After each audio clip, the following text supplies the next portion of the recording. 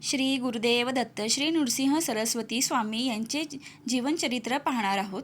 श्री नरसिंह सरस्वती हे श्री दत्तात्रेयांचे दुसरे अवतार मानले जातात. श्री नरसिंह सरस्वती त्यांची जयंती दरवर्षी पौष शुक्ल पक्षाच्या द्वितीयेला साजरी केली जाते. श्री नरसिंह सरस्वती 14व्या शतकात महाराष्ट्रातील कारंजा येथे राहत होते असे मानले जाते. लहानपणापासूनच त्यांना आध्यात्मिक प्रवृत्ती होती. त्यांचे बालपणीचे नाव नरहरी होते.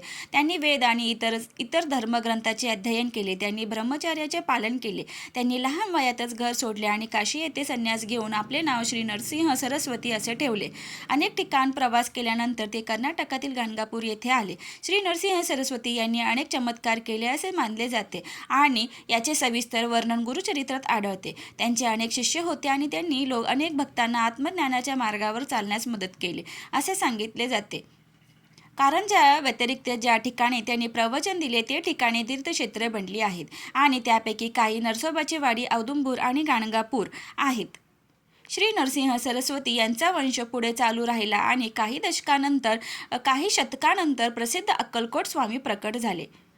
दत्तांचे अवतार श्रीपाद, श्री वल्लभ आणि श्री नरसिंह सरस्वती हे देवावर टीका करणाऱ्या लोकांचा अहंकार नष्ट करणे आणि डोळ्यांची पापणी जसे डोळ्यांचे रक्षण करते त्याप्रमाणे भक्तांचे रक्षण करणे या दोन मुख्य उद्देशांनी आले होते. श्री नरसिंह सरस्वतींना जन्मापासूनच आपल्या ध्येयाबद्दल अत्यंत स्पष्टता होती. त्यांच्या लहानपणीचा एकमेव शब्द ओम हा होता, ज्यामुळे त्यांच्या पालकांना आपला मुलगा मुका आहे की काय अशी चिंता वाटू लागली. तथापि 7व्या वर्षी उपनयन संस्कार झाल्यानंतर ते बोलू लागले, वेदांचे पठण करू लागले आणि त्यावर प्रवचने देऊ लागले. लवकरच त्यांनी घर सोडून संन्यासी जीवन जगण्यासाठी आपल्या पालकांकडून परवानगी मागितली. श्री नरसिंह सरस्वतीचा उद्देश स्वतः भगवान दत्तात्रेयांसारखाच होता. त्यांचे ध्येय मनुष्यांमध्ये पुनर्स्थापना करणे आणि ज्यांना जन्ममृत्यूच्या चक्रातून मुक्त मार्ग दाखवणे हे होते. त्यांनी आदि शंकराचार्यांनी अद्वैत वेदांताच्या सिद्धांताचे एकत्रीकरण करणारे भारतीय तत्त्वज्ञानी धर्मशास्त्रज्ञ सांगितलेल्या शास्त्रीय ब्राह्मण गुणांचे आणि स्थितीचे पुनरुज्जीकरण केले व त्यांच्या वंशाचे ते होते. श्री नरसिंह सरस्वतींनी असा प्रचार केला की मोक्ष मिळण्यासाठी धर्मग्रंथामध्ये वर्णन केलेल्या तत्वांचे आणि शिस्तीचे काटेकोरपणे पालन केले पाहिजे. ब्राह्मण हे समाजाचे आणि समुदायाचे आध्यात्मिक संरक्षण आहेत. त्यांच्या मते कलियुगात ब्राह्मणांनी आपली शिस्त आणि आध्यात्मिक वारसा सोडला आहे. नरसिंह सरस्वती हे एक संत आणि अवतार होते. त्यांचा प्रभाव अशा युगात समाजावर महत्त्वपूर्ण ठरला जेव्हा हिंदू संस्कृती आपल्या मूळ मूल्यांपासून दुरावली होती. श्री नरसिंह सरस्वतीच्या गाणगापूरमधील वास्तव्यामुळे ते दररोज हजारो लोकांसाठी तीर्थक्षेत्र बनले आहे. सर्व पार्श्वभूमी आणि श्रद्धांचे लोक त्यांच्याकडून सल्ला, उपचार आणि आशीर्वाद घेण्यासाठी येत असत. त्यांच्याकडे येणाऱ्या लोकांच्या जात, पंथ किंवा दर्जाबाबत त्यांनी कधीही कोणतीही भेदभाव केला नाही. त्यांनी सर्व पुरुष, स्त्रिया, गरीब, श्रीमंत यांची काळजी घेतली. श्री नरसिंह सरस्वती लोकांना त्यांच्या घरांमध्ये आणि हृदयांमध्ये आध्यात्मिक ज्योत तेवत ठेवण्यासाठी आवश्यक असलेल्या स्थितीचे मार्गदर्शन करत होते. त्यांची मने शांत केल्यानंतर ते सर्वांना ईश्वर मार्गावर आणण्यासाठी आणि आध्यात्मिकदृष्ट्या प्रगती करण्यास मदत करण्यासाठी आध्यात्मिक उपदेश देऊ लागत, जेणेकरून ते जन्ममृत्यूच्या दुःखातून कायमचे मुक्त होतील.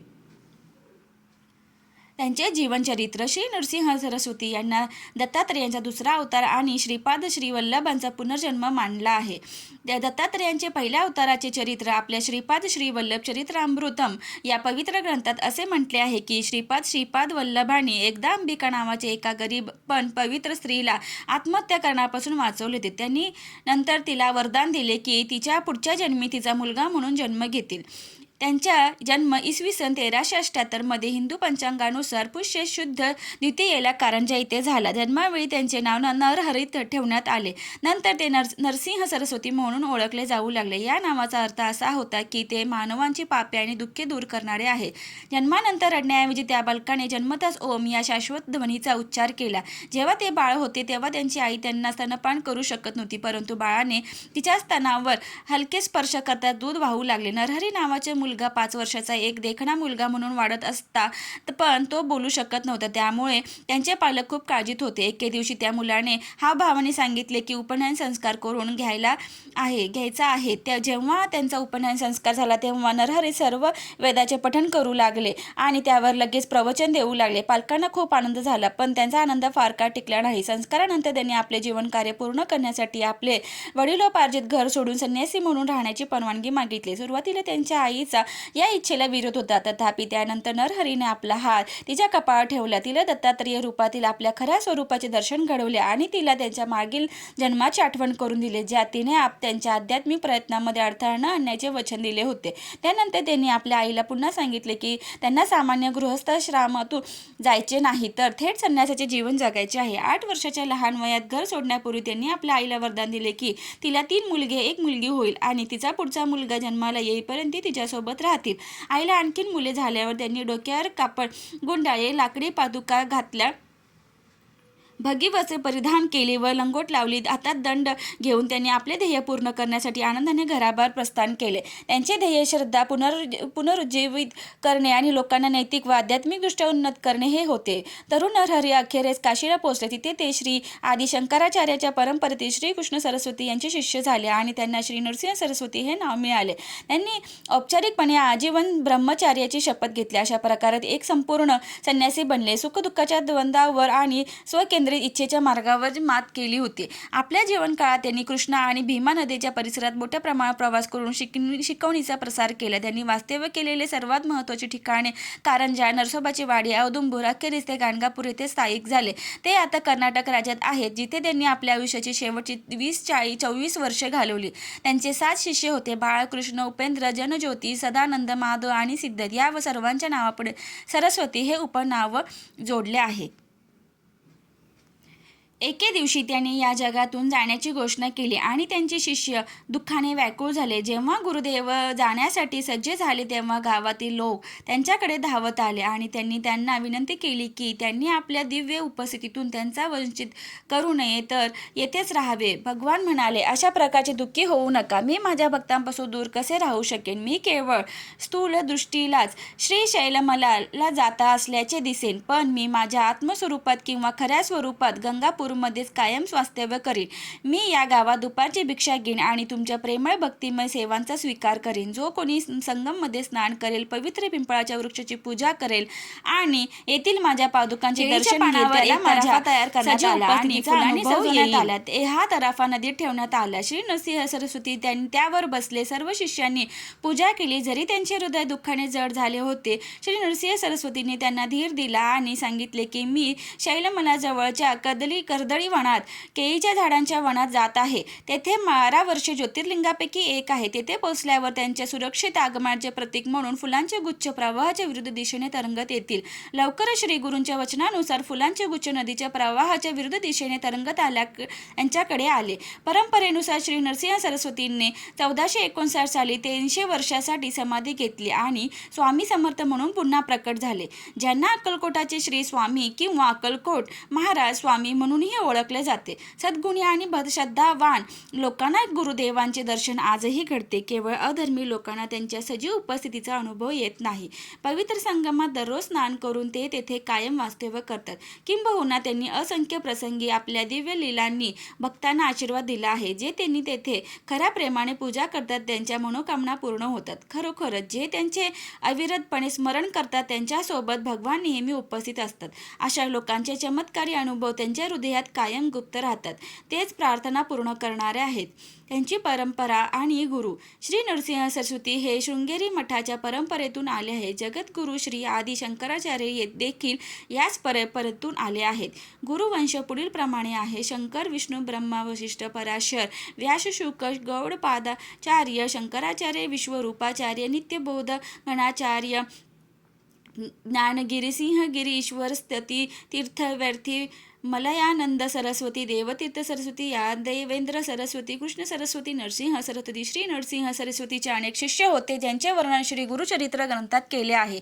पहिले आणि सर्वात आवडते प्रयागचे श्री माधव सरस्वती. त्यांचे इतर 6 शिष्य म्हणून बाल सरस्वती, कृष्ण सरस्वती, उपेंद्र सरस्वती, सदानंद सरस्वती, ज्ञानज्योती सरस्वती आणि सिद्ध सरस्वती होते.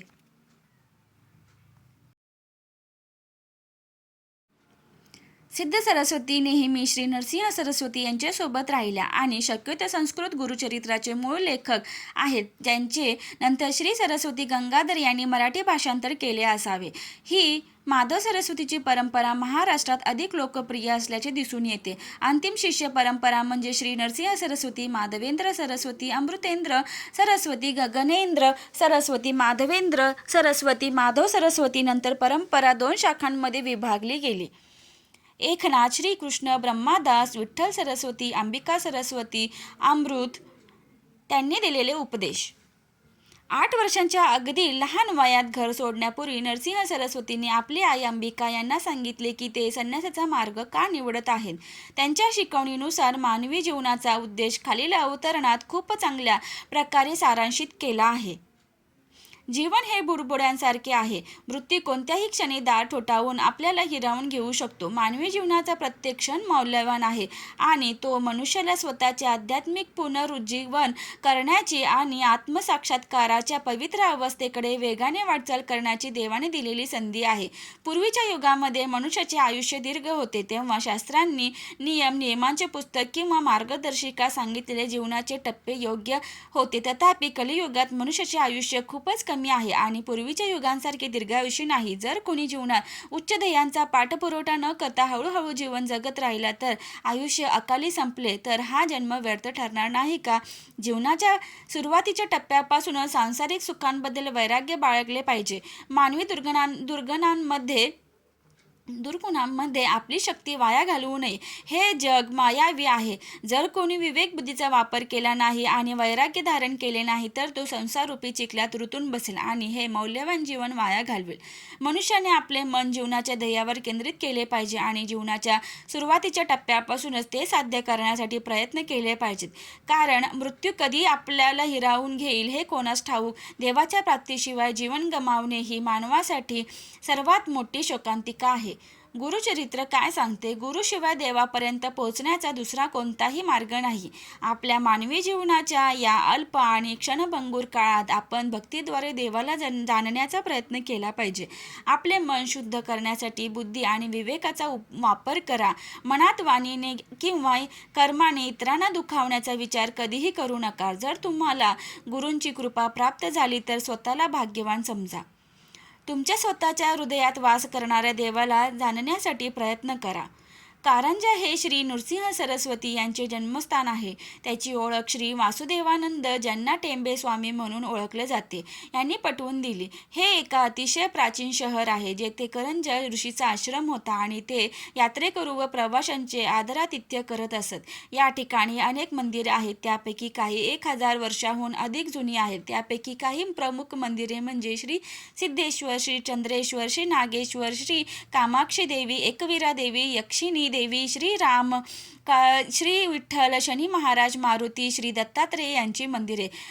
पद्मासनातील श्री दत्तप्रभूंची मूर्ती इतरत्र कोठेही आढळत नाही. या भारतातील एकमेव मूर्ती येथेच आहे. 1934 मध्ये प्रसिद्ध दत्तभक्त स्वामी ब्रह्मानंद सरस्वती यांच्या अथक प्रयत्नामुळे श्री नरसिंह सरस्वती यांच्या जन्मस्थानी गुरु मंदिर बांधण्यात आले. श्री वासुदेवानंद सरस्वती यांचे महान शिष्य स्वामी ब्रह्मानंद सरस्वती यांनी श्री गुरु मंदिर स्थापन करण्यात महत्त्वाची भूमिका बजावली आहे.